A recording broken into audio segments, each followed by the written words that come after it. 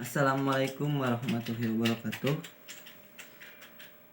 Bapak Kepala Sekolah anu kusim kuring dipika hormat, Bapak Ibu Guru anu dipika hormat, oge teu hilap ka rencangan sadayana.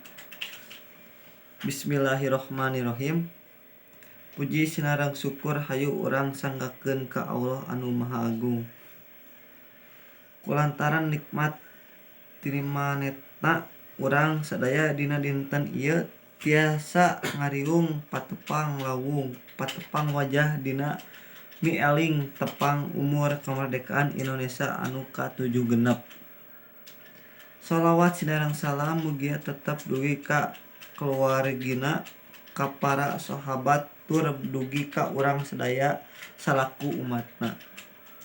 Hadirin anu dipika hormat, dina raga mieling kamardikaan RI anu ka-7 dina kaping 17 Agustus 2021 urang sadaya kudu tiasa syukuran ka Allah ku margi kemerdekaan bangsa Indonesia.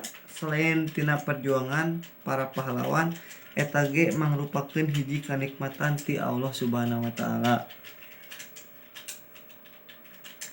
Salah sahijina cara syukuran ka Allah dina momentum kemerdekaan ieu nyaeta urang kudu bisa ningkatkeun keimanan sareng katakwaan ka Allah Subhanahu wa taala.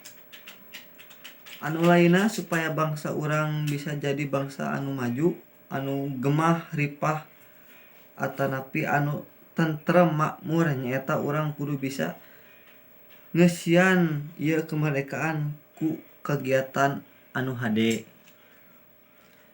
anu bisa mere dampak kana kamajuan bangsa kumargi